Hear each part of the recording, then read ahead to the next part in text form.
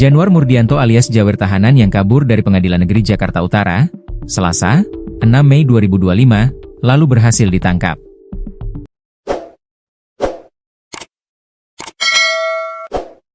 Jawir ditangkap tim gabungan Seksi Intelijen dan Seksi Tindak Pidana Umum Kejaksaan Negeri Jakarta Utara.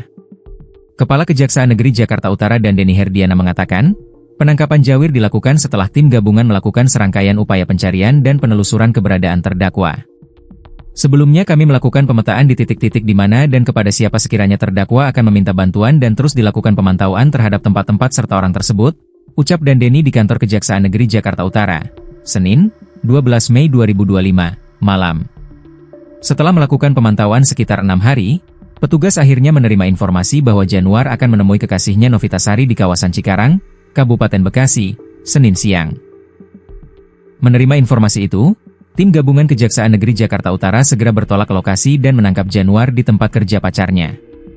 Sekira pukul 13.15 WIB, tim gabungan mendapatkan informasi bahwa terdakwa akan menemui pacar terdakwa yakni Saksi Novitasari di tempat kerja pacar terdakwa di Gedung Cikarang Group, Jalan M. Haji Tamrin nomor Kafling 117 Cibatu, Cikarang Selatan, Kabupaten Bekasi, ucap Dandeni.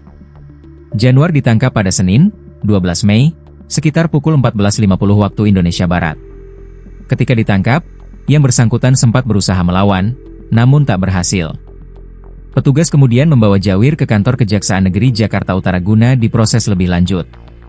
Sekira pukul 14.50 WIB, tim melihat seorang laki-laki yang teridentifikasi adalah benar terdakwa Januar Murdianto alias Jawir di lokasi tersebut, sehingga kemudian tim melakukan upaya penangkapan, jelas Dandeni. Namun pada saat hendak diamankan terdakwa upaya perlawanan dengan berupaya melarikan diri akan tetapi berhasil digagalkan tim gabungan Kejari Jakarta Utara dan terdakwa berhasil diamankan dan dibawa ke kantor Kejari Jakarta Utara, sambungnya. Saat ini tim gabungan Seksi Intelijen dan Seksi Tindak Pidana Umum Kejaksaan Negeri Jakarta Utara masih melakukan serangkaian pendalaman untuk menelusuri motif dan hal-hal lainnya di balik aksi Januar yang kabur dari pengadilan. Kejaksaan Negeri Jakarta Utara juga akan mempertimbangkan untuk memperberat hukuman terhadap Januar yang telah melarikan diri ketika masih menjalani proses persidangan. Diberitakan sebelumnya, Januar dan Dio Andi kabur dari Pengadilan Negeri Jakarta Utara pada Selasa, 6 Mei 2025, malam. Dio Andi merupakan terdakwa kasus asusila alias muncikari sedangkan Januar merupakan terdakwa kasus pencurian.